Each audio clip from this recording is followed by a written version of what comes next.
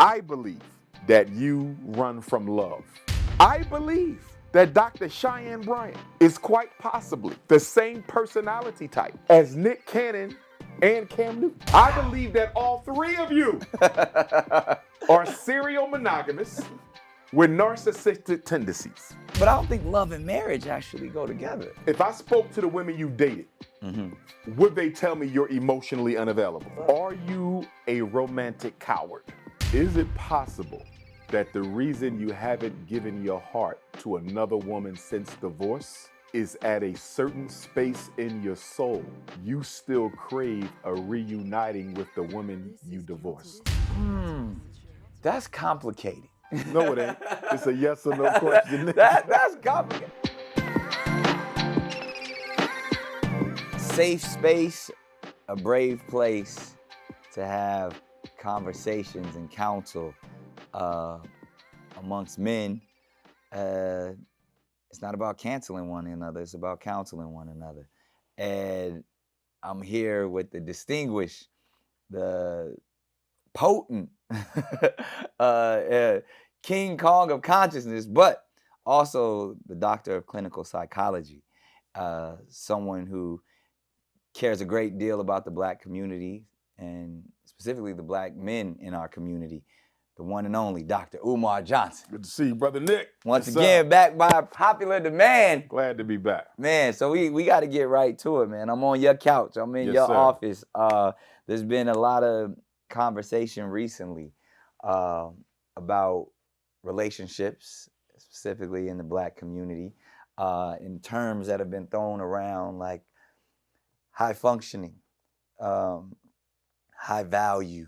A lot of our men are being, myself included, labeled with the term narcissist, careless, toxic, as we know. And I've even seen people come at you. Yes, sir. You know, yes, sir. for some of your beliefs and ideologies when it comes to relationships. But I think it'd be wise for us to kind of unpack a lot of that. I mean, shouts out to Dr. Cheyenne Bryant, who's sat right there in that chair on many occasions and kind of share some of her philosophies and ideologies on, you know, individuals like myself or even Brother Cam Newton. And there's a lot of people who agree with her in her statements. There's a lot of people who have some contrast and contradictory ideas. But ultimately, as I always say, the goal is to get to a space where we can be as supportive to our Black women and, you know, to our families as Black men. So we definitely need some counsel in this space. So we've been hearing the rumblings, you've been seeing the things go viral. What does Dr. Umar think about a lot of this? Great question. Great question. I saw some clips of your conversation with Dr. Cheyenne Bryant. Yeah. And I saw some clips of Dr. Bryant's conversation with our brother Cam Newton. And first, I want to say to my good sister, nothing but love and support and appreciation. I'm glad that Dr. Cheyenne Bryant is a colleague in this mental health war to save our people. Yes. I'm glad to see her on the front lines with myself and many, many others as a mental health warrior. I think she has much to contribute. I look forward to seeing her name more often. And who knows, even she and I may have to do some work together for the people. With that being said, I made a couple of observations. In her conversation with you, she had made a point that Brother Nick Cannon preys on low-functioning women. Those were her words. Who do not have the emotional intelligence to stop you from doing that. I believe there's some truth to what she said, but I also believe that the statement was too broad and may not accurately describe all of the mothers of your children. Right. What I mean by that is this. It may very well be the case that some mothers of your children may have been low functioning by Dr. Bryant's definition, and that you could have used emotional manipulation, possibly. But I don't believe that that is necessarily the case for all. Because what I think, and I believe that this is true for Brother Nick Cannon, may be true for Brother Cam, may be true for Brother Nick, may be true for a lot of successful black men. You don't always attract what you want. You attract what you are. And what I mean to say by that, Brother Nick, is I believe the possibility exists that some mothers of your children, some mothers of Brother Cam Newton's children may also be serial monogamous with some narcissistic tendencies. In other words, for a lot of black women, having a multi-million-dollar baby daddy is their definition of the American dream. In other words, I don't think we can assume that all mothers of your children were looking for a husband, were looking to build a family. Many of them may have been just as content as you, simply having a relationship of convenience or camaraderie that does not require us to come together and make a family. I think too often when we have these conversations, there is the assumption that the woman wanted more. In this day and time, we have a lot of black women who practice serial monogamy, but who don't like to admit it. And they hide their serial monogamous tendencies behind a narrative of, I'm taking my time and waiting for the right one. When the truth of the matter is, you're not waiting for the right one because you're not looking for one. You're comfortable doing what you want to do when you want to do it because you're not interested in the emotional investment of marriage. You're not interested in the responsibility of supporting a husband. You're not interested in the long-term sacrifice of raising children. You're still very much interested in living your life on your terms without any commitment to another person.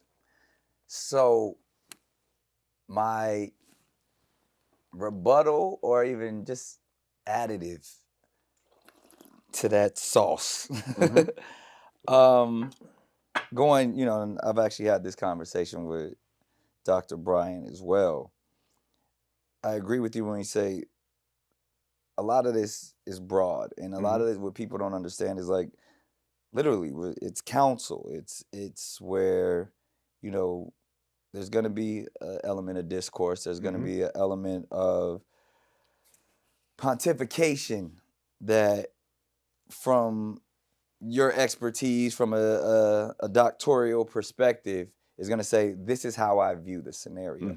But what I think we often forget when, we're all individuals and none of us are a monolith, we paint with a very broad stroke. But even in a sense, in defense to anyone who has children outside of, the traditional nuclear family, most, if I would say, aren't necessarily in today's day and age. And I'm going to end with the question on this, have a desire to have the traditional family.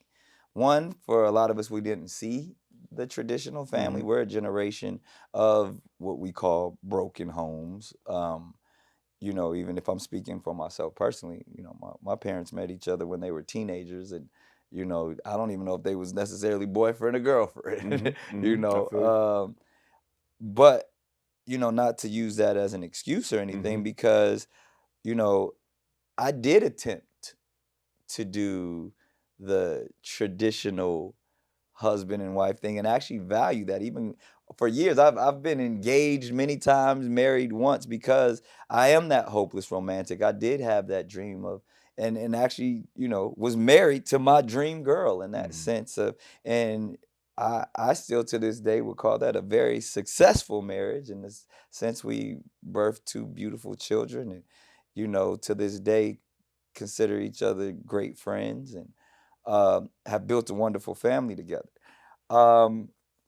But I believe people do want different things out of life. Mm-hmm. But to put these labels on, especially when coming from doctors, as we know, to label can be to disable at times, to define can be to confine. I think it might be somewhat careless to just say someone is low functioning or someone is low value or in a space. And Uh, for the record, I don't really like the high value, low value dichotomy. yeah, yeah. I don't use it. Yeah, just but and again, because Mm-hmm. I'll save that to say because I have a question Sure. at the end of all of this. Sure. But I think what we tend to forget sometimes is most of us aren't planning in that sense. Like, I would say with, my first two children, I was in a marriage attempting to be the head of the household, and did plan to create that nuclear family. Okay. Uh, but like my parents, every child after that was not necessarily part of a familial plan, and that to go with what you were saying, because in this day and age, and even, as an individual who went through it, that's not what I was looking for coming out of a marriage. And for whatever reason, no longer believing in that institution of marriage. I'm saying, why would someone like myself even want to be married? My understanding of marriage specifically is a union where two become one. And where one is weak, the other can be strong. To be equally yoked, you guys can grow and build something together. But as an individual, I've at this point don't feel like I will ever meet someone who would benefit me enough to say that, oh, this person is going to be my wife, and I would like for this person to, have everything that I have. I want to give this one individual all that I've spent these 40 some odd years building up to. One, even in my setting and scenario, I do have multiple children, multiple people that I have to provide for. So even to say I need to dedicate my time, energy, and finances to one individual just doesn't make sense. And that's just from me. Obviously I live a life that most wouldn't understand. I don't expect anyone to understand. And in the average person that's in a low functioning social media space will have so many judgments and feel like they know what I'm doing and why I'm doing it, and throw terms on to what they believe I am. But I even take myself out of that scenario and ask you this question. Most men of today's age aren't, especially when they've already established who they would like to be and, built their world or to be as financially secure as they need to be, or as we call a successful man, look to the institution of marriage of like, why would I do that? We hear brothers like 50 Cent say, I made a lot of mistakes, but I've never made that one. And when we think of what the institution of marriage is, how does it really benefit today's successful man to make you say, all right, I do want to dedicate myself to one woman that, so we can both be deemed high functioning? I would say in response to that I agree. A man, a very successful man, in this age of overnight divorce, has a lot to lose getting married.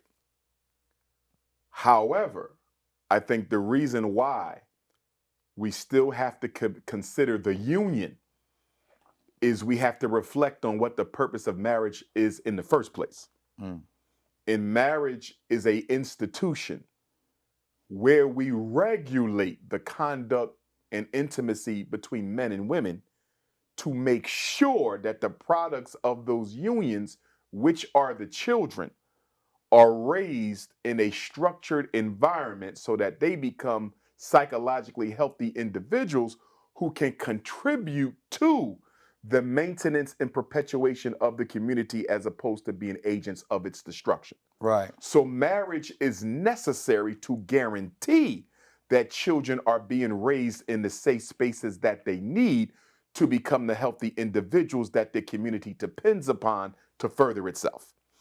With that being said, we don't necessarily get married because it is good for us, but we get married because it is good for the community. With that being said, in her conversation with Brother Cam Newton, and his people reached out to me recently, so I may have this conversation with him as well. But in Dr. Cheyenne's conversation with Brother Cam, he said, my fear of divorce exceeds my desire for marriage. And he said, and I may be paraphrasing a little bit here, that he was taking his time to find the right woman to build with. And Dr. Cheyenne, rightfully so, saw that as a contradiction and she went right in. Right. And she said, paraphrasing, how can you be patient about looking for the right woman, but you're impatiently making all these children with unmarried women?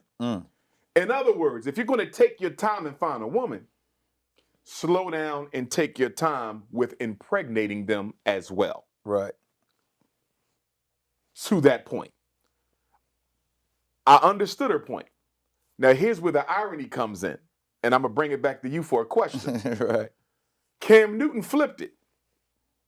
And he said, okay, you're evaluating and criticizing the fact that I have 8 children by 3 different women. Right. And I still want more children, Right. even though I'm being patient in finding my mate. Right.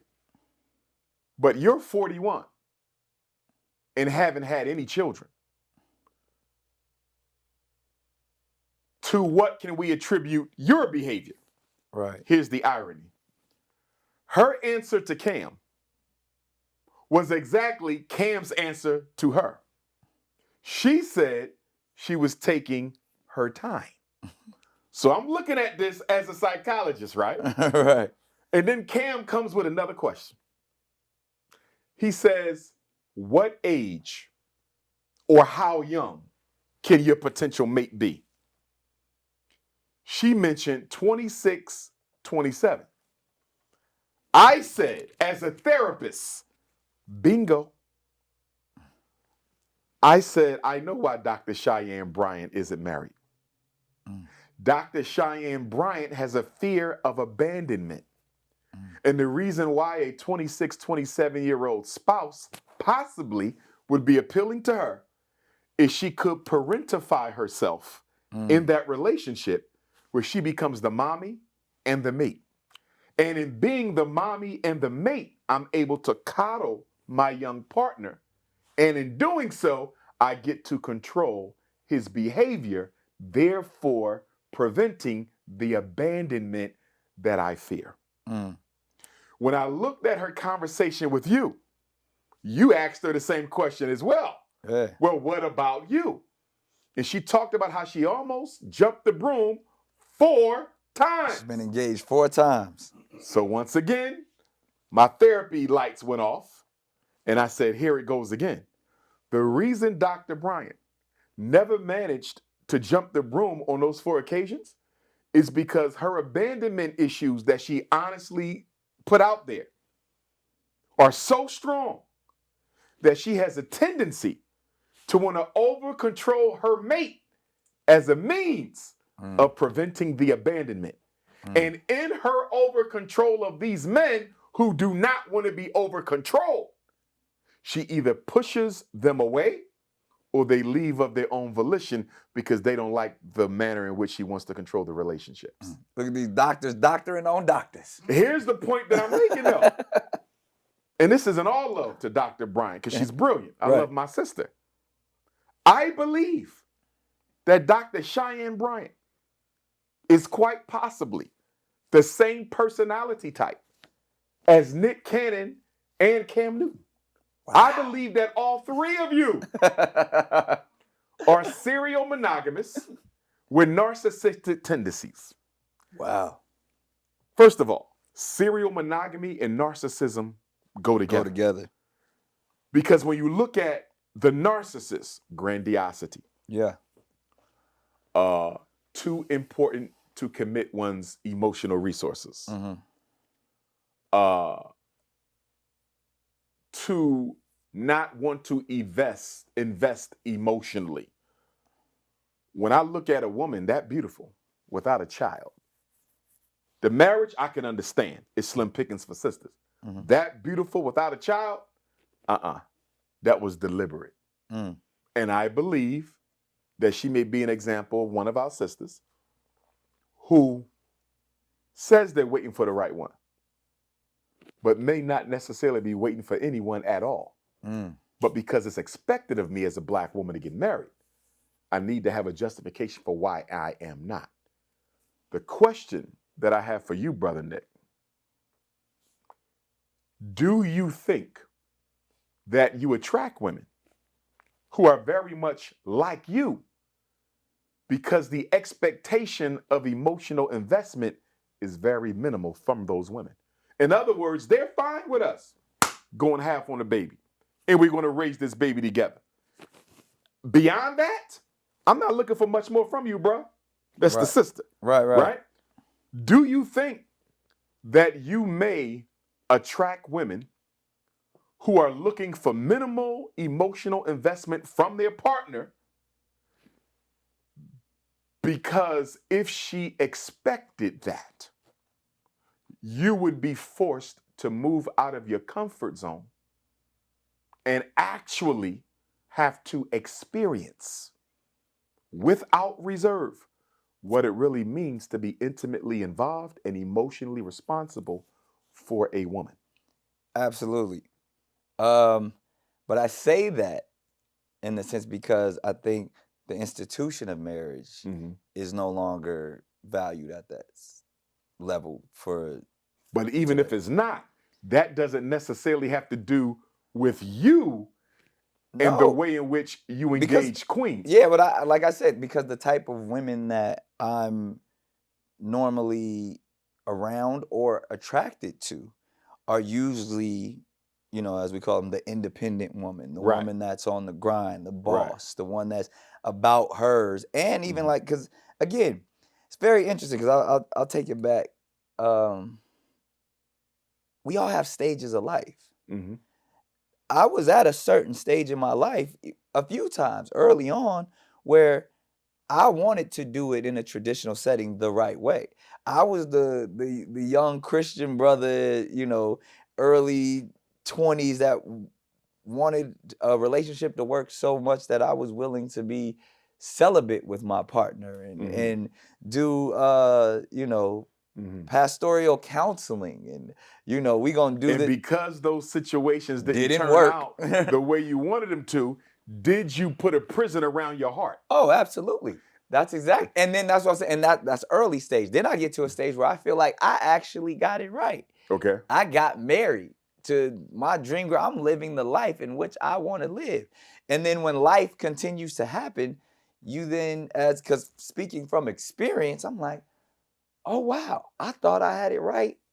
And I still fucked it up. It still didn't work out for me. Right. And so at some point. Now as a man in his 40s, I'm looking to the women that I now am currently attracted to, most likely not going to be someone who still has those aspirations, hopes, and dreams as the young ladies I was looking to. But what if they do, though? And I'm not looking at the 20-something-year-olds. No, I'm not looking even in the 40s. But they're going to come with some life. They're going to come with some experiences, and or what we call. Some may come still wanting love, though.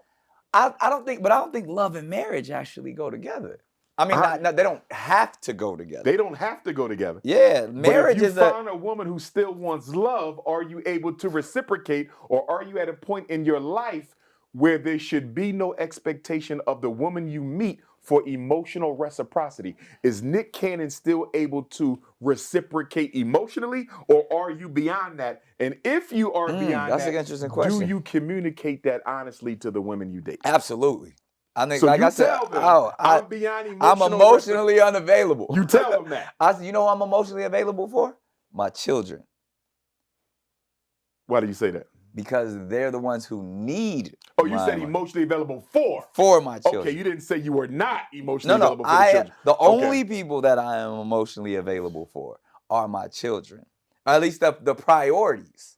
The priority is fine, but when you say only, you're saying you have no emotional availability. Not for no emotional, because because again, then we have to define the emotions. Because going back to being a hopeless romantic, I love the idea of being in love but to actually on a level of I'm dedicating all of me to all of you, I'm not in that space to be able to give my Would you all still to. consider yourself a hopeless romantic? Because Would you? Yeah, absolutely. Because if you still the consider surface of it, romantic. Now I'm talking about sending flowers. I'm talking about the intimacy aspect of it, but not the actual work. I understand that hopeless romantic is a surface feeling. Okay, I get that. And even to that sense of, because I mean, I think that's obviously, we got a lot to unpack even when it comes to the idea of narcissistic behavior. Yes. Because I think that term has also been deemed overly used. Yeah, and a toxic term but not understanding, because it's associated with so much negativity when it comes to, arrogance and rage and all of those things. You think narcissist, you think Donald Trump, opposed to like someone who is actually just looking to self-preserve, looking to take care of oneself and love oneself. I gotta love me to the best of my ability. Yes, sir. And after I love me, I have to then love my children, because I'm in a scenario Yes, currently that this is my situation. There's no fixing whether you want to call it high functioning or high value. I can't think like that, because I have the duty as a father to be the best provider emotionally, financially, physically, to the children in which I am responsible for. So anyone that I have a relationship or intimate with, they have to understand that's where my headspace is first and foremost. And then it goes all the way to that idea of when we think about, the divorce rate, specifically for Black adults. Divorce.com says it the best, that is the highest divorce rate and the lowest marriage rate when it comes to our community, to where even in that, as if this is what you're telling me about me and I'm in that scenario, I failed already in that space. Why would I continue to try to go for something that, one, I don't really desire just because society desires it, and then two, when I know I can't win at that game emotionally or mentally? Is it possible that you have convinced yourself that you can't win at the game because you have a fear of trying?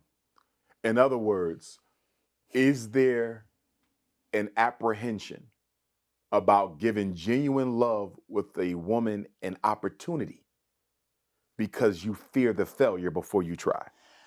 But when you say genuine love, are you a romantic coward? But see, like, I think I overly love. When you say genuine love, like, I believe, and I know you have similar ideologies, and where, like, I believe a man can love more than one individual. But whether we're talking about one or more, because I believe everybody in my life, I believe I love them, I take care of them, and they get all of me. Well, they get a lot of me, and I'm a giver, a pleaser. But do they get your heart? In other words, I kind of feel like, okay, that you might bury your feelings. If I spoke to the women you dated, would they tell me you're emotionally unavailable? They would say I'm all over the place. They would say I'm but if they had to give me, it depends what day more it is. So or not so, which way they leaning on your emotional availability? What are we rating on the scale of the average man? I believe I'm I'm highly No, emotionally I didn't available. ask you that. Now I me, said, what would the what women I say have, about you? what I believe that I have to give. No. You know what? What would First of they all, say? No. it Stay depends with on my question. time and point. No. It depends. At the beginning of the relationship, they're gonna say Stay with my absolutely. question. If I spoke with your queens and asked them in the course of the relationship or just now, would you say Brother Nick is or is not emotionally available to the women he dates? Absolutely. You know why? Because I'm doing the work. Because I know I'm doing things like this. But doing things does not equate to emotional availability. That's like the father, stay with me. Okay. That's like the father who pays all the bills, everything's taken care of. But guess what? The wife doesn't feel the love. She feels the care. And one of the mistakes we make as black men, Nick, is we often equate providing with love. Okay. Women and children don't see it that way. It's like the parent who buys their children everything, Understood. but don't spend intimate time with them. It's the husband who buys the wife everything, but don't spend intimate time. So is it possible that you've been substituting genuine intimate connection for things? Because you often have said here so far, Yeah. you've been very heavy on the I provide. Yes. Which is good. Right. But I'm not just financial provider. But I've heard very little about the emotional, the intimate, or the romantic connection with the women you've made children with. Have you starved them of your intimate love? Such a great question. We ain't doing. We dealing with heart, not Such a bank great account. question. So this is what I have to ask before I can actually give the answer, because Yes, again, sir. I need to see, the litmus test. I need to see the Mhm. measurement. And I only really know. I mean, I don't know how you feel about it, but the book, The 5 Love Languages. Okay. If that's the construct in which we're dealing, because that's there's obviously there's gift giving, which probably feels like the time. That sound like you. Yeah. Like I'm with that. I can do that. That's easy.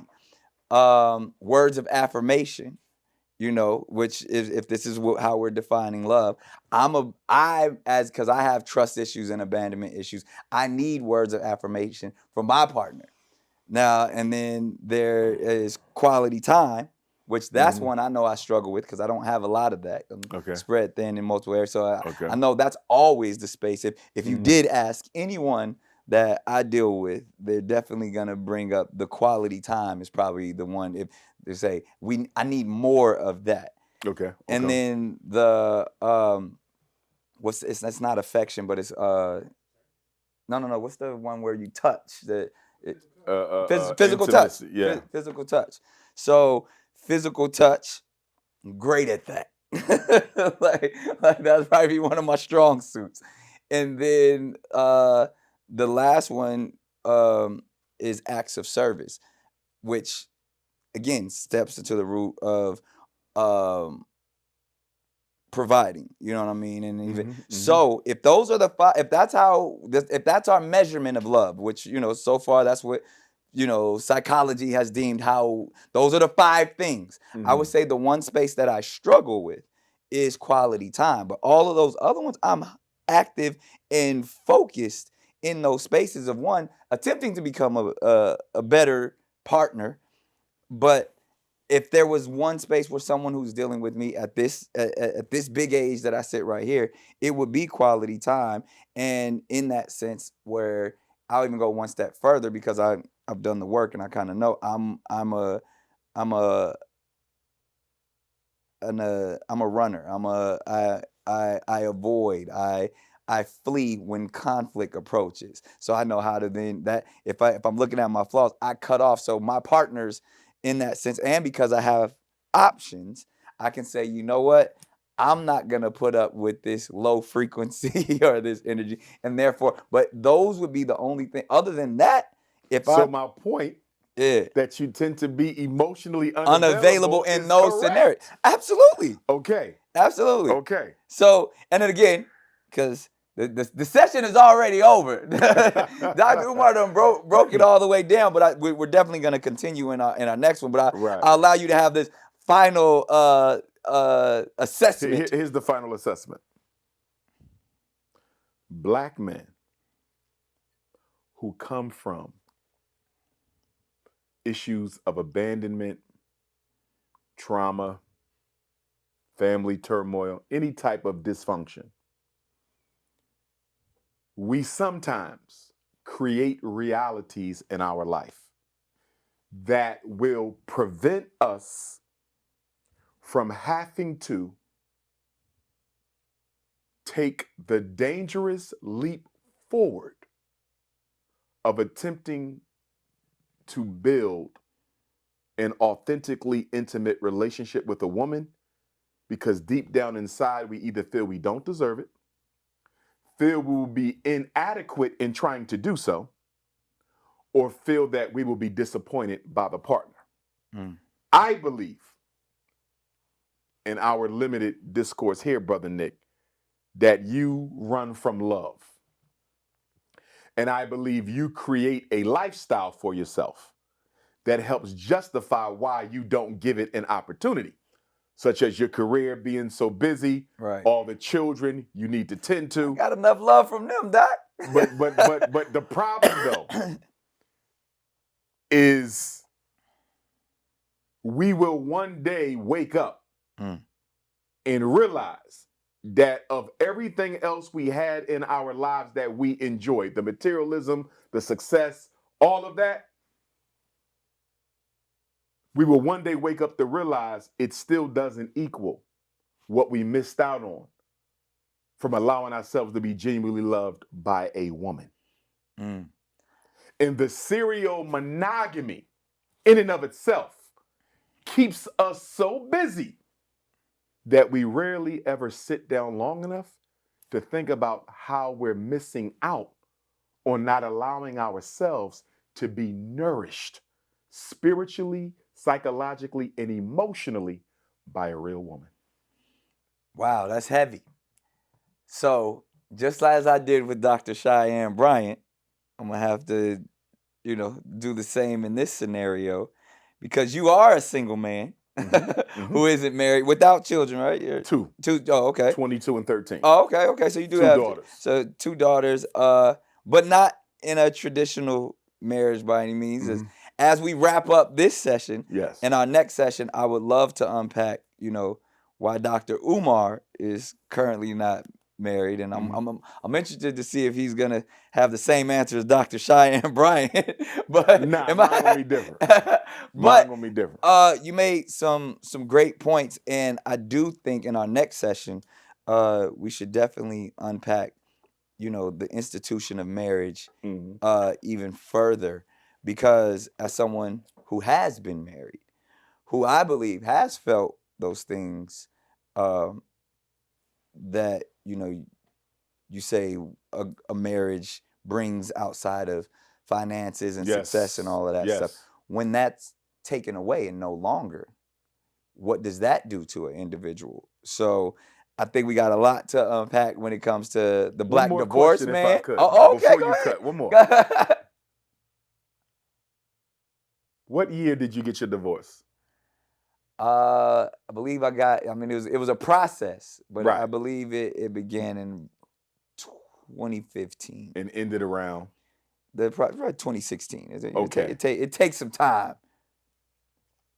Are you struggling with post-traumatic relationship disorder? Absolutely, and that's what we will be talking about in our next session.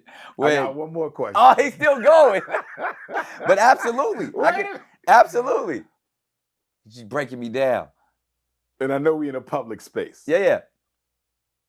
Is it possible that the reason you haven't given your heart to another woman since divorce is at a certain space in your soul, you still crave a reuniting with the woman you divorced? That's complicated. No, it's a yes or no question. That's complicated. No, because again, and like I said, we'll talk about this in the next. No. Wait, Nah, stay because here, I'm gonna here. stay here with you because even what I craved in that union, Okay. the ideas that I had before that, there was a lot of trauma there, Okay. and there was a lot of ideas that even her and I shared. Okay. To where we both even said that we would never get married. She would say she would never get married again, and I said I would never get married at all. I got you. But to my question that you did not answer is one of the reasons why, a major piece of the reason why you haven't given your heart to another woman since then is you want to be reunited with the woman you were most recently married to. Yes or no? There's a Yes possibility. or no? Man, that's Yes a tough one. Or no? I believe I got too much. Yes or no? We gonna have to end this session right here. Like, subscribe. I know the comments is going crazy, but I'm not done talking about this. I just don't want to just give a quick yes or no answer, but we'll talk about it in the next session. Counsel Culture, Dr. Umar Johnson. It's getting hot in here. I didn't take this damn jacket off.